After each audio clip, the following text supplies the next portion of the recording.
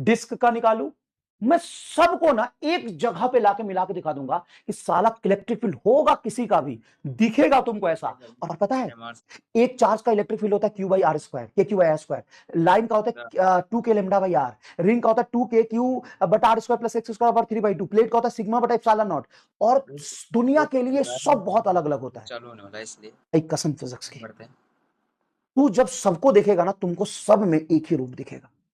क्यों? क्योंकि डायमेंशनली से सबको मैं एक जगह मिला के दिखाऊंगा, तुमको सारा फॉर्मूला एक ही जैसा दिखेगा और कभी तू कंफ्यूज नहीं होगा। तो देख के बता देगा किसका कौन सा फॉर्मूला है। अभी तो तू पढ़ा नहीं है, जब पढ़ोगे तो और मजा आएगा, सिखा दूंगा। मतलब मैं कह रहा हूं कि तुमको 12th क्लास में इलेक्ट्रिक फील्ड कम से कम 10 चीजों का निकालना है और 10 चीजों का इलेक्ट्रिक फील्ड अलग अलग फॉर्मेट में होता है। हर बच्चा कंफ्यूज होता है कि कौन सा किसका इलेक्ट्रिक फील्ड है, और तुम देख के बता दोगे कौन सा किसका है। कभी तुम कंफ्यूज नहीं हो, तुमको सब एक ही जैसा दिखेगा, सब एक ही जैसा दिखेगा, सब एक ही जैसा तुमको एक ही जगह पे दिखेगा। ये बात है। ये देख नीट 2015 का सवाल है। एक बार ये सवाल कराता हूं, नीट 2015 का सवाल है ये। क्या कह रहा है सवाल? क्या कह रहा है सवाल? सवाल कह रहा है a particle is executing simple harmonic motion. हम पढ़े सिंपल हार्मोनिक नहीं, कोई बात नहीं, सवाल पढ़ तू बस, सवाल पढ़ तू बस। देख, a particle executing simple harmonic motion its maximum acceleration. अब साला कोई भी एसिलेशन हो वो अल्फा है, मैक्सिमम हो या मिनिमम, एसिलेशन अल्फा है, ठीक है, एसिलेशन अल्फा है। Maximum velocity is beta, velocity beta है, वेलोसिटी बीटा है। Then time period of vibration मिल गई, टाइम पीरियड पूछा है, तो 4 ऑप्शन टाइम का है। हाँ, अब टाइम का ऑप्शन है तो डायमेंशन भी टाइम का होना चाहिए। हाँ, डायमेंशन भी टाइम का होना चाहिए। एक बात बताओ, 2 पाई तो डायमेंशन लेस है, बीटा क्या है? बीटा वेलोसिटी है, velocity L T minus one तूने बोला था, बटा अल्फा एसिलेशन है। एसिलेशन का डायमेंशन क्या होता है sir? L T minus two. L से एल कटा, टी माइनस वन से टी माइनस टू कटेगा तो नीचे टी माइनस वन, ये ऊपर जाएगा तो टी आ गया। तो यही आंसर टाइम का आ रहा है। अब दूसरा देखो, बीटा स्क्वायर भी अल्फा स्क्वायर, बीटा हो गया वेलोसिटी का स्क्वायर एल का पावर 2। और देखो बेटा, वेलोसिटी का डायमेंशन होता है L T minus one, acceleration का डायमेंशन होता है एल टी माइनस टू। अब ये क्या कह रहा है? बीटा स्क्वायर मतलब वेलोसिटी का स्क्वायर, तो वेलोसिटी का स्क्वायर हो गया L two T minus two, और नीचे एसिलेशन का स्क्वायर हो गया एल टू टी का पावर माइनस फोर। देखो एसिलेशन का स्क्वायर करोगे, एल स्क्वायर से एल स्क्वायर कट गया, नीचे आ गया 1/टी का पावर माइनस टू, तो टी स्क्वायर आ गया। तो पूछा तो टाइम था, ऑप्शन में तो टाइम दिया हुआ है, तो टाइम में टाइम स्क्वायर कैसे आ जाएगा? आंसर गलत है। अब अल्फा बाई बीटा, तो अल्फा मतलब एसिलरेशन, तो एल टी माइनस टू, और बीटा मतलब velocity L T minus one. L से एल कट गया, T minus two T minus one, T minus one आया, मतलब टाइम का इनवर्स थोड़ी ना जाएगा टाइम। बीटा स्क्वायर भी अल्फा, ये भी गलत है, मतलब पहला आंसर आ गया तुम्हारा। तो मैं ये कह रहा हूं कि हमें एसएचएम नहीं पता, हमें ना तो वेलोसिटी मैक्सिमम क्या होता है, मैक्सिमम एसिलेशन क्या होता है नहीं पता, लेकिन मुझे ये पता है कि अगर टाइम है तो डायमेंशन टाइम का आना चाहिए। अब जब मैंने डायमेंशन चेक किया तो टाइम का डायमेंशन सिर्फ एक ही में आया, बाकी सब में है ही नहीं।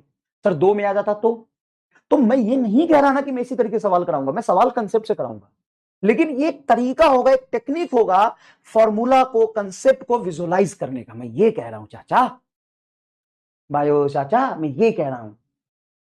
समझ में आया कि नहीं आया? सर ठीक है, अब ये तुम ट्राई करना घर पे, ठीक है, ये सब ट्राई करना घर पे, ये सारे सवाल ट्राई करना। आओ तुमको कुछ वेक्टर समझाते हैं, आओ तुमको थोड़ा वेक्टर समझाते हैं।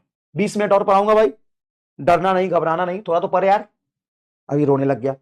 आ थोड़ा वेक्टर समझाते हैं, कितना टाइम लगेगा? बस इसी एटीट्यूड से तुम्हारा 11th खराब था। मेरी क्लास में ना कुछ भी कर लेना, कुछ भी कर लेना, क्लास छोड़ के चले जाना, गाली दे देना मुझे, लेकिन ये मत कहना कि छुट्टी कब दोगे, क्योंकि मैं पढ़ाता जब हूं ना तो मैं पागल हो जाता हूं। मैं आधा पागल हूं, तुमको समझ में आ जाएगा टाइम के साथ। तो कुछ भी कर लेना मेरी क्लास में, ये मत बोलना कि छुट्टी दे दो, ठीक है, या कितना टाइम लगेगा, कितना पढ़ाओगे, ये सब मत बोलना, ठीक है? प्लीज हाथ जोड़ रहा हूं, तुम कहीं और से पढ़ ले, कुछ भी कर ले, लेकिन मेरी क्लास में ये मत कहना, ठीक है, ये मत कहना। चल चल भाई, स्केलर वेक्टर थोड़ा सा समझा देता हूं, ये बहुत इंपॉर्टेंट है। शुरू होते ही ट्रायंगल ऑफ वेक्टर एडिशन का बहुत सारा यूज होगा फिजिक्स में, ठीक है ना, तो वो बता देता हूं यहां पे। चलिए सुनना, फिजिक्स में दो फिजिकल क्वांटिटी होता है, एक होता है स्केलर और एक होता है वेक्टर, ठीक है, एक होता है वेक्टर। स्केलर कौन होता है?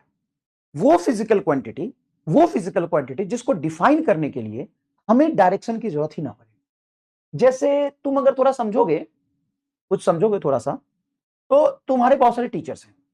अब तुम्हारे बहुत सारे टीचर्स में ना कुछ टीचर स्केलर हैं और कुछ टीचर वेक्टर।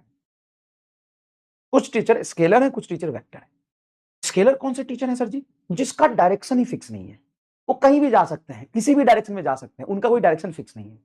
और कुछ ऐसे टीचर हैं जिनका डायरेक्शन फिक्स है, वो रैंडम डायरेक्शन में जाएंगे ना तो उनको घर में लाठी पड़ेगी, रोटी नहीं मिलेगा घर में अगर रैंडम डायरेक्शन में चले गए तो। उनका डायरेक्शन फिक्स है। सर जी मतलब खुद सोचो कि कौन सा टीचर वेक्टर है और कौन सा टीचर स्केलर है। स्केलर का कोई डायरेक्शन नहीं होता, उसको डिफाइन करने के लिए डायरेक्शन की जरूरत नहीं पड़ती है। जैसे जैसे जैसे जैसे मैं तुम्हें एक बॉल दूं 4 kg का, ठीक है, और एक बॉल दूं मैं 2 kg का, तो टोटल बॉल का मास क्या हो जाएगा सर? 4 kg, 2 kg, 6 kg। और मास को डिफाइन करने के लिए किसी डायरेक्शन की जरूरत भी नहीं कर रही है, और इसको ऐड करने के लिए किसी डायरेक्शन की जरूरत भी नहीं पड़ती है, उसको सिर्फ मैग्नीट्यूड से हम डिफाइन करते हैं। ठीक है, तो देखो, तो scalar completely defined by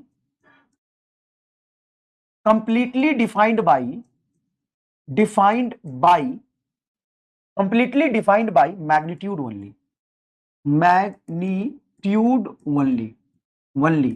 is called scalar does not have direction, इसके पास डायरेक्शन नहीं होता, does not have direction, इसके पास डायरेक्शन नहीं होता। एग्जाम्पल के तौर पे मास, स्पीड मतलब होता है कितना तेज भाग रहा हूं, किधर भाग रहा हूं, इससे कोई मतलब नहीं है। और इसको जब हम ऐड भी करते हैं ना, तो ऐड करते समय डायरेक्शन का कोई लेना देना नहीं, ये मैग्नीट्यूड ऐड और सब्ट्रैक्ट होता है। फॉलो स्केलर एडिशन और सब्ट्रैक्शन, तो तुम डिफाइन नहीं कर पा रहे हो कौन सा टीचर तुम्हारा वेक्टर है, कौन सा स्केलर है। वो जिनकी शादी नहीं हुई वो स्केलर है, उनका कोई डायरेक्शन नहीं है, वो किसी भी रैंडम डायरेक्शन में जा सकती है। और जिनकी शादी हो गई है वो वेक्टर है।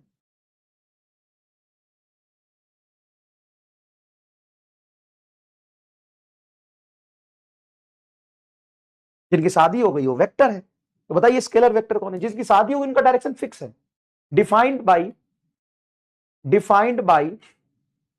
Magnitude and direction. बस यही डेफिनेशन कंप्लीट नहीं है, सिर्फ मैग्नीट्यूड एंड डायरेक्शन से ये डिफाइंड हो जाए तो उसको वेक्टर नहीं कहेंगे। And follow triangle law of vector addition, ये triangle law of vector addition को भी फॉलो करेंगे। Triangle law of vector addition को फॉलो करेंगे कहने का मतलब है डायरेक्शन के साथ ऐड होते हैं।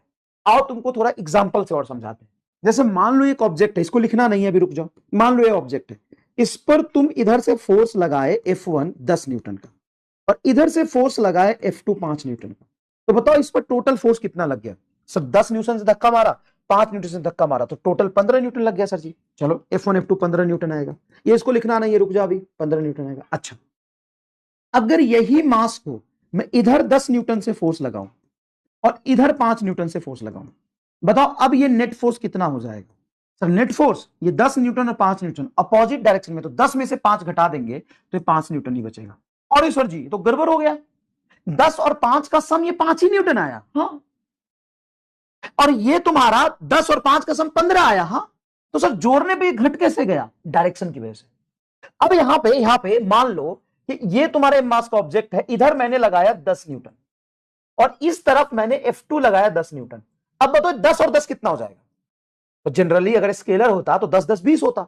अब ये 10 और 10 90 डिग्री पर ऐड करोगे तो नेट हो जाएगा तुम्हारा 10 का होल स्क्वायर प्लस 10 का होल स्क्वायर, मतलब रूट अंडर 100 100 200। 200 को आप लिख सकते हो 100 गुना 2, मतलब 100 बाहर चला जाएगा, 10 रूट 2।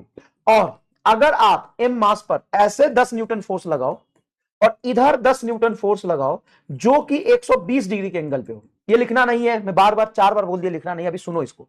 120 डिग्री फोर्स लगाओगे तो 10 न्यूटन का फोर्स और 10 न्यूटन का फोर्स जोड़ के जो नेट फोर्स आएगा वो 10 न्यूटन ही रहेगा। 10 न्यूटन ही फोर्स रह गया, हाँ, ये तो गजब ही हो गया। 10 प्लस 10 10, हाँ, तो कमरा बंद कर लेना। पर इसमें कमरा बंद करने के वाली क्या बात है मास्टर? तुम